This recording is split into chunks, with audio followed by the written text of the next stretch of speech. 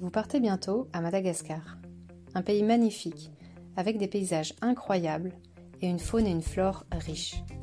Vous y ferez de belles rencontres, les Malgaches étant généralement accueillants et avenants avec les voyageurs et voyageuses. Madagascar, c'est aussi un pays qui pousse à l'ouverture d'esprit. Et oui, vous partez dans un des pays les plus pauvres du monde. Nous tenons donc à vous prévenir de quelques petits détails qui sont indépendants de notre volonté et liés aux conditions du pays. Tout d'abord, parlons hébergement. Nous cherchons les hébergements les plus agréables pour vous, mais sachez qu'en fonction des villes, les hébergements peuvent être assez sommaires. Cela dépend également du choix d'hébergement défini au préalable. Vous aurez en général des chambres twin. Elles se composent d'un lit double et d'un lit simple. Il faudra donc tirer à la courte paille pour choisir qui aura le plus grand lit. Les délestages sont aussi monnaie courante dans le pays.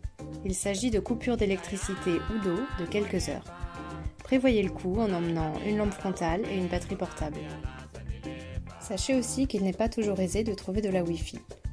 Alors on se recentre sur le monde réel, on apprécie l'instant présent et les autres en mode déconnexion totale. Côté nourriture, les Malgaches sont de gros consommateurs de riz. On en mange matin, midi et soir. Rassurez-vous, vos repas seront plus variés, mais attendez-vous à manger plus de riz qu'à votre habitude. Le riz s'accompagne de légumes, de viande dans les terres, de poissons et de fruits de mer sur la côte.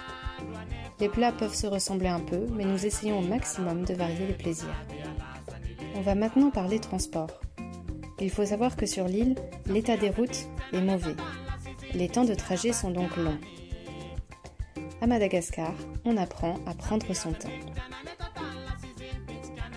Niveau sécurité, sachez que Madagascar n'est pas un pays dangereux pour les voyageurs, à condition de respecter les règles définies par les guides.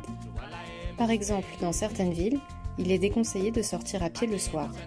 Prendre un taxi ou un tuk-tuk est préférable. Nous vous conseillons également de laisser vos bijoux et objets de valeur chez vous et de ne pas laisser apparents vos appareils photo, téléphone ou argent.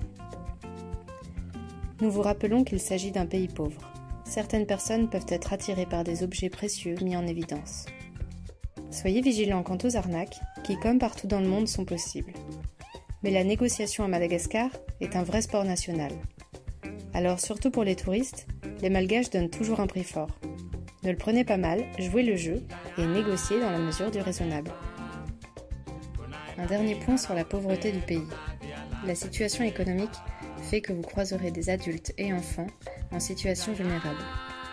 Si vous souhaitez aider, sachez que nous sommes partenaires d'une association de protection de l'enfance à Antsirabe, Grandir ailleurs. N'hésitez pas à demander plus d'infos à l'équipe ou à votre guide, ou à aller voir les projets sur Facebook et Instagram. Nous comptons sur vous pour faire preuve de tolérance et de patience dans ce pays où les voyageurs et voyageuses restent privilégiés par rapport à la population. Alors, pas de prise de tête, et en cas de pépin, on s'occupe de tout. Bon voyage!